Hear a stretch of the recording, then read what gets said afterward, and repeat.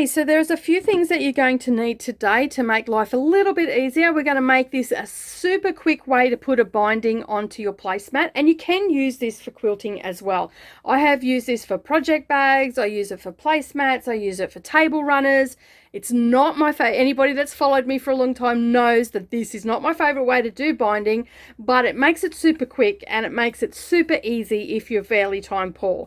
On all my quilts and stuff like that for customers and myself, I always sew it onto the front, roll it over, and then I hand stitch it down on the back. So I'm a little bit of a traditionalist in the binding stakes of things, but today I'm going to show you a quick and easy way to do your binding for your placemats, and it's all done on the machine. So you are going to need a few things. Well, firstly, you're going to need your top of your placemat, and you're going to need some backing fabric, and your backing fabric is measuring 14 inches by 18 inches, and there is a blog post with all the information that you need about doing this today, so you will find that link underneath, and it will take you, there's also another link there for all the products that I use today as well. All right, so you're also going to need some wonder clips, or alternatively you can use the Roxanne's Basic Glue.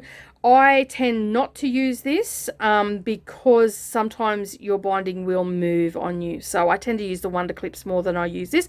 But if you're a confident person in using the glue, then go right ahead and use that. I also like to have my finger press. It just makes it a little bit easier when I get up to the corners. And of course, I'm also going to need my tailor's awl. Now, I don't sell these in my shop, but you can find these at Alan's Pen Making on Facebook. Just search for that and you will come across these. And I'm pretty sure they ship worldwide, but you would have to send them a message and check for that. All right, I love it. It's just got a nice grip to it. It's pretty and it's purple, and what's there not to love? So you'll need that as well. That'll help you feeding it through the machine. All right, so the first thing that we need to do is we need to basically get our backing fabric. We don't need to do anything to our backing fabric except maybe press it. As I said, it is a little bit bigger than what our placemat is. Our placemat measures 12 inches by 16 inches, and our backing fabric must be an inch all the way around. Okay, bigger than what our placemat top is. So basically this is measuring 18 inches by 14 inches, and that gives us a good inch all the way around, give or take. All right, so basically what we're going to do is we are going to make sure everything is laying nice and flat, and the first thing that we're going to do is we're going to fold our raw edge into the raw edge of the placemat. And I just finger press at this stage, and then I fold that over again. So you can see that we've got our placemat and it's an inch all the way around. We're going to fold it in half so the raw edges meet, and then we're going to roll that again, and then we've got a nice edge there and there's no raw edges exposed. So then what I do is I just place a wonder clip there, and what we're going to do now is we're going to actually work along. Now this is where you can use your iron. I sometimes will hit it with the iron. I do have it here off to the side with me, but very rarely do I worry about it. So all I'm going to do is go along and make sure that I'm rolling that over. Because we've started in the center, that will give the fabric direction, so to speak. Okay, so it will want to roll that way. And then when I get to the edge, I just get my finger presser or wood presser or hand presser, whatever you want to call it. You can use your fingers if you want. I just prefer to do this. If you don't have one of these, getting the iron and doing it with the iron also helps. And I'll just show you how that's done, so you don't burn yourself. So you grab your iron, pop this up onto here, making sure that everything is in place, and you can press that, and then you can see that that's going to stay there. It's also very hot. And then when we've got this corner nice and flat and ready to go, my hand press does exactly the same thing. Okay, you can just grab your hand press and you just press that down, so you're making a 45-degree angle here. If not, just hit it with your iron. I'm just going to pop that aside now. Okay, so next what we do is we now spin our piece Okay, and you can see there that we've got that inch fabric, and now what we need to do is fold that down. So we bring our raw edge down to the raw edge, and I just as you can see, just hand press it. It works just as well. And then I just fold this over, making sure that everything is lining up, and that gives me a nice, a little bit tricky at times, a nice mitered corner. And 9 times out of 10 my nails get in the way. So once I have lined that up, you can see I've matched this 45-degree angle with this straight line here. Doesn't have to be perfect, like you get as close as you can. If it's the first time that you've done it, it is a little bit tricky, but we can sort it as we're sewing. And then you can see that this just wants to naturally roll that way. So I just work my way down, popping wonder clips in as I go, and you can see there that that's moved. So I can just bring that back up. Just didn't clip it quite as well as I should have. And then I just pop that into place just there. So you can see it's staying nice and mitered.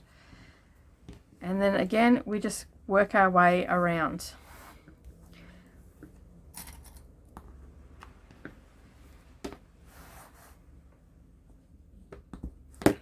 And again, fold that in.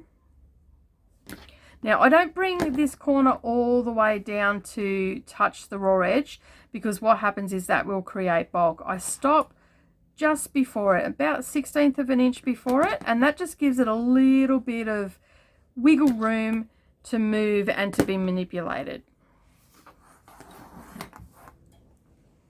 And again, I just fold that in half and I bring my mitered corner down. And sometimes it takes a little bit of playing around to get it done.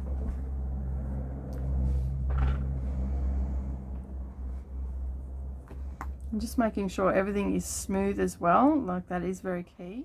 All right, got that in there.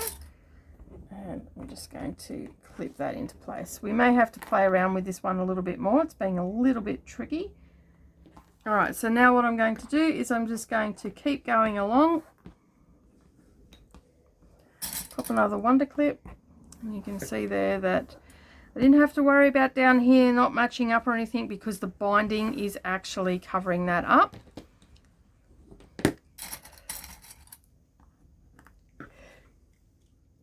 Okay, so once we get up to this point here, what we need to do is we need to open this back up. That's why I didn't start up in this corner. We need to open this back up. We need to make sure that we've got that all laying flat. And then we're just going to fold that over and create our mitered corner as we've done everywhere else. Okay, so you can see there that we've got everything laying in place. At this point in time, I like to just get the iron and just press that all into place and make sure that it's not going to move before we head over to the sewing machine. And then basically what I do is I actually just put my regular presser foot on, or my zipper foot, whichever's easier for you, and then I just move the needle over as close as I can to this folded edge here, and then I start in the corner and I stitch it all down. So I'm going to change the angle of the camera right now so you can see what I'm doing to make it a little bit easier. Okay, so we're ready to go, and basically all I'm going to do now is I've got my tailor's awl. I've set up the machine ready to go. I've got a straight stitch happening. My needle is centered, but we will adjust that a little bit. Now you want to also lengthen your stitch to probably I usually go to about a 3.5. So that's in the center, and I'll bring that up to about there. It's a little bit lengthier than like a top stitch length that I use. So because essentially that's what we're doing, is we're top stitching. So I've got that centered, and I'm going to just bring it towards this way a little bit because I want to be as close to the folded edge as I possibly can. So to start off, I pick one corner and I just come down a couple of stitches, and I just bring my needle down, and I can see that that is just probably a little bit too close to the edge. So I'll bring my needle back a bit towards the center. All right, that is just gone a little bit that way, and I've got the edge of my presser foot. You can see that gap there. This edge in here is running along this edge of my binding. So it's essentially sitting on the cream fabric, and then my needle has been adjusted. Now, you might find it easier to use an open toe foot or a zipper foot. I just use this one or my zipper foot, depending on what I'm doing. If I'm working with vinyl, I will use my zipper foot so it stays on the fabric. If I'm working with fabric as I am today, I just use my regular foot and also my tailor's awl to help me. So I put the needle in the down position. I can see that's about 1/8 of an inch away from this folded edge. So that's in the correct position. And now all I'm going to do is I'm going to start stitching. I'll do 1, 2 stitches, and then I'll hit reverse, and my reverse does 3 stitches. So it comes forward once and then goes back for 3 stitches. Okay, so just check what your reverse does. If not, just when you come around, you'll have to stitch over if you don't have a reverse. Okay, and that's just going to hold it in place. And then I just take it nice and slow. I don't rush it. And you can see there that it's just stitching down in place, about 1/16 of an inch in from that folded edge. And I'm just using the edge of my presser foot on the inside here. I'm just using that as a guide. So this side here is just running right along that edge. And we just keep going all the way down until we get to our mitered corner.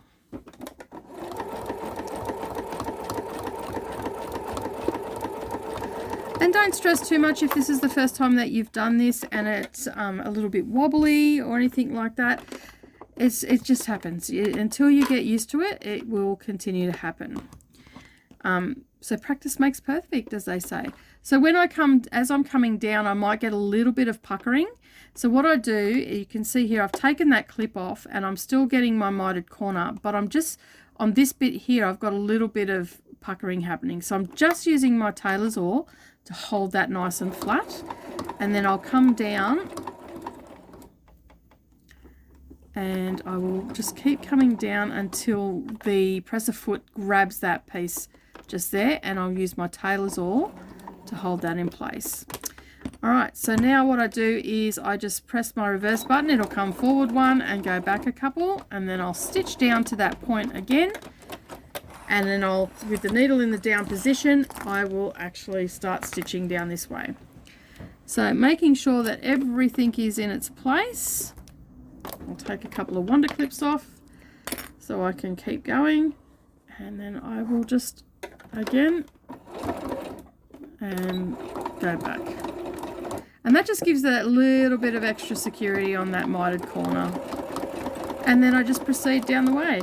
Now don't stress, as I said, if it doesn't sit perfect, it doesn't matter. It is a placemat, and this is if this is the first time you've done it, you're just going to practice makes perfect, as they say. Just get in there, make some more. By the time you get to your 4th one, you'll have this nailed down.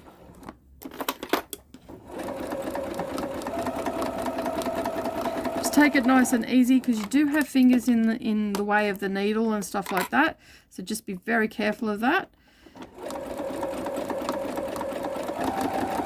Got a bit wobbly there myself.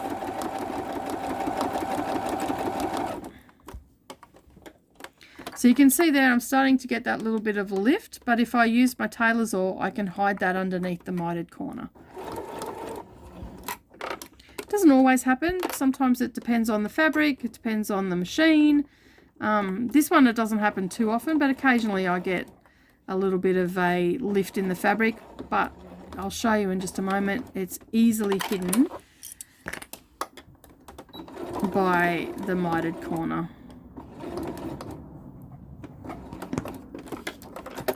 And we turn again.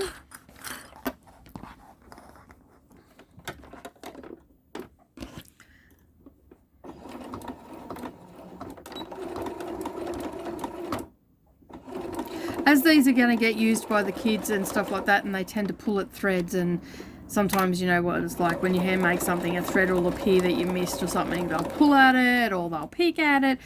In those corners, I just like to have that mitered corner anchored down just that little bit more, especially if it's a project that's going to get a lot of use and a lot of wash.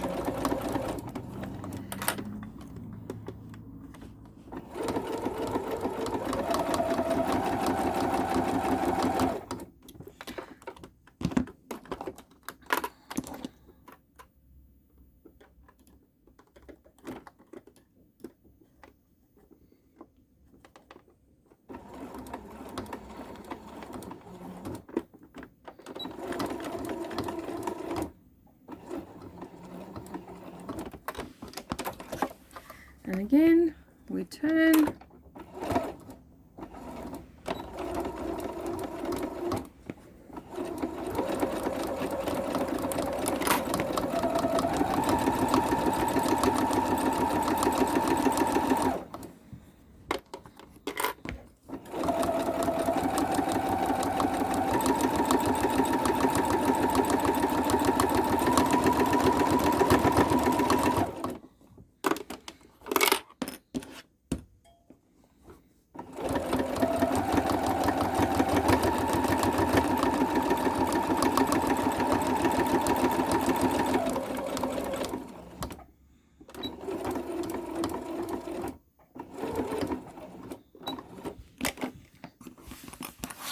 Okay, so we've got to the end. We can now pull that out, get rid of our threads, and you can see there that it's all stitched down. Okay, so we've got a really good mitered corner there, and that's it. Our binding is on. Okay, so we've got our binding down now, and now our placemat is ready to use. So that is how you put binding on by machine. You just have to remember you have to have enough out from the top so you can roll it once and then bring it over so you've got no raw edges whatsoever. All right, if you've got any questions at all, feel free to leave a comment down below, and that way I can answer it for you. Just be aware that sometimes it takes a little while for me to get to you. But that's it. All done and dusted. Your placemat is now ready to use. I hope that you really enjoyed this tutorial today. If you did, don't forget to give us a thumbs up down below and hit that subscribe button and the little bell icon beside it. But that's it. Machine binding in a nutshell. Nice, quick and easy and simple to do.